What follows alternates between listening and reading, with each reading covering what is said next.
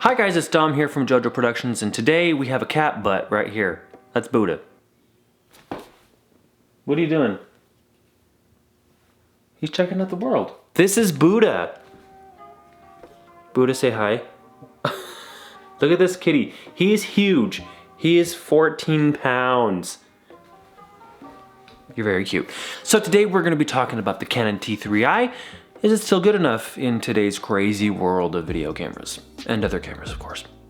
Now, I've got a whole entire video talking about the T3i and using it for stills, but today I'm going to be talking about using the T3i for video. Is it still good enough? First thing I want to talk about is the color science. Yes, this T3i still has that amazing Canon color science that everybody loves and everybody talks about.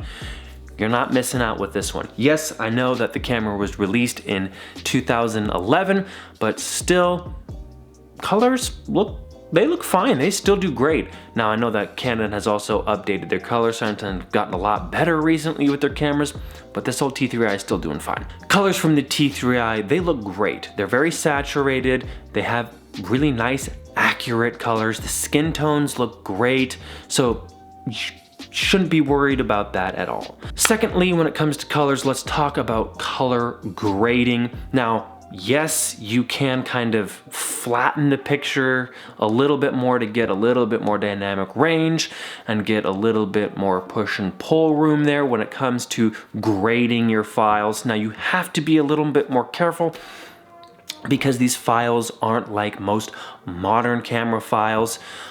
This is a very weak 8-bit 420 file, which means, again, you can't push and pull those colors too hard, but you can definitely do some grading and get the colors and the look that you want from the camera. Secondly, let's talk about dynamic range. This brings you back kind of to the picture profiles, the color and whatnot of the camera. I would say that dynamic range isn't the best out of the T3i. Yes, you can flatten that picture profile a little bit more to get just a little bit more dynamic range out of the camera, but it's still not the best. I would give it maybe, I don't even know, 8 or 9 stops at dynamic range, which isn't very great. My GH5S here shoots like 12 to 14 stops, maybe something like that. So that 8 or 9, not very great. But still, it still has a bit of dynamic range that you can pull some detail out of the shadows and highlights if you need to. Now let's move on and let's talk about the low light performance from this camera.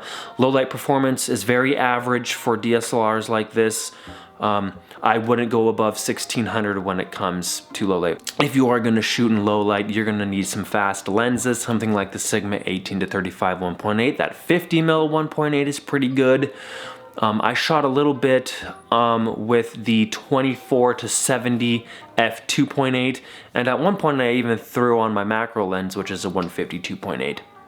So having good fast lenses is really important when it comes to shooting low light with this camera, because the sensor, again, isn't very great when it comes to low light.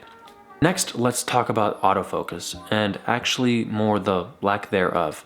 Canon T3i does not have autofocus, so if you're looking for a good autofocus camera, this is not it. Go look somewhere else.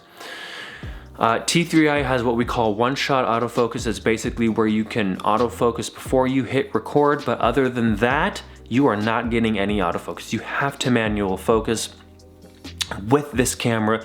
For me, that's no problem, but if you want to do a little bit more run and gun stuff, that might be an issue, depending. So, autofocus is a definite no, but that's fine, but it is something to keep in mind. High frame rates. When it comes to like slow-mo and high frame rates, this doesn't have it. You don't want to use it for this.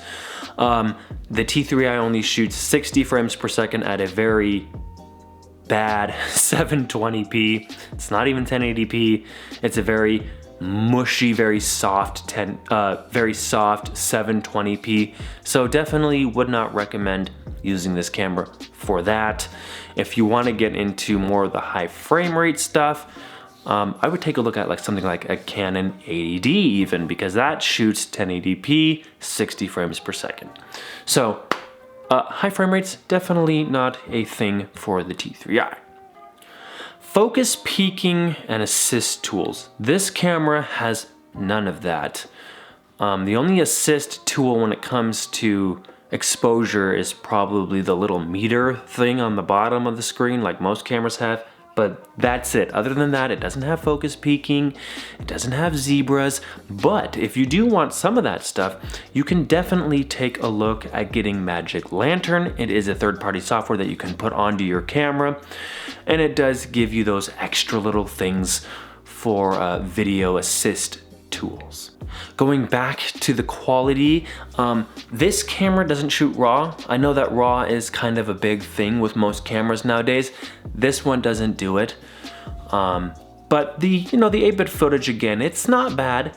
Now, if you do want to get RAW, you can go back to that Magic Lantern, put that onto your camera, and it will give you the RAW capabilities. Now, I do have to say, be careful with Magic Lantern because sometimes it doesn't always work.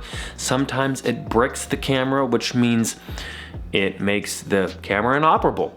So basically what this Magic Lantern is doing is it's a software. It's something that you put into the camera and it kind of alters the camera to giving you a different menu system, and it basically makes the camera work differently. Now, Magic Lantern is great because you can get some really nice stuff out of it. Again, you get that RAW, you get all of the assist tools that you would want from more high-end cameras, but again, there is that risk. So be careful when it comes to Magic Lantern.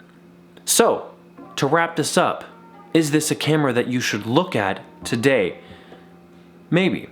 I think if you're starting out and you want to get more into narrative filmmaking or maybe even YouTube videos like this, I think the Canon T3i is a great camera to start. You can buy one super cheap for like 150 bucks, slap on a lens with it, and you should be good to run. I think if you want to step up and just get that little bit better quality and better performance, I would take a look at the Canon 80D.